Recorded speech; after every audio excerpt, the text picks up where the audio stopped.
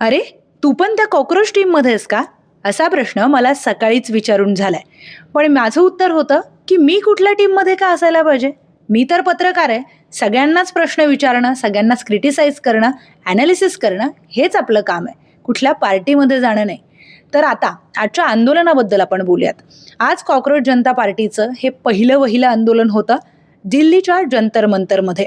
आता ऑनलाईन जी चळवळ सुरू झाली, अशा चळवळीचं आंदोलनामध्ये रूपांतर होणं ही भारतामधली पहिलीच वेळ आहे आणि त्यामुळे बऱ्याच अशा गोष्टी होत्या, हे होईल का, ते होईल का, असं होणारच नाही, अशा बऱ्याच ॲनालिसिस समोर आलेल्या होत्या.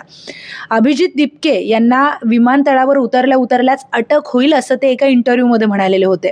पण तसं काही न होता आंदोलनाची परवानगी त्यांना देण्यात आली आणि त्यानंतर जंतर मंतरवर आज आंदोलनही झालं. आता काही जणांचं असं म्हणणं होतं, की संख्या फारच तुरळक होती, गर्दी कमी होती. काही जणांचं म्हणणं होतं, की गर्दी होती.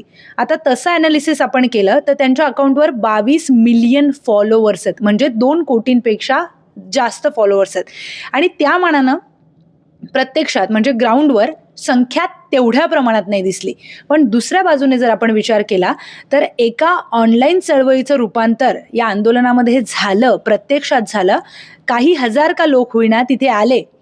याचा अर्थ असा होतोय, की हे फक्त ऑनलाईन नव्हतं. हा जो काही रोष आहे, राग आहे, तो प्रत्यक्षात देखील तितकाच आहे.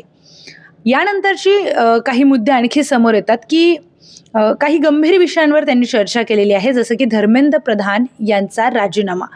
नीटमध्ये जो गोंधळ झाला, CBSEमध्ये जो काही गोंधळ झाला, या सगळ्या संदर्भामध्ये राजीनामा मागण्यात आला. आता या सगळ्यांमध्ये सरकार याला कसं उत्तर देतं हेही पाहणं महत्त्वाचं असणार आहे. आंदोलन लवकर संपलं, त्यानंतर गर्दीही कमी झाली. त्यामुळे आता आणखी काय घडामोडी या संदर्भामध्ये घडतात हेही पाहावं लागणार आहे. त्यामुळे या सगळ्या संदर्भात आणखी महत्त्वाचे अपडेट्स येतच राहतील, आपण बोलणारच आहोत. पण तुम्हाला काय वाटतंय? कितपत हे आंदोलन यशस्वी होऊ शकतं किंवा झालंय आजचं आंदोलन? तुम्ही सांगा.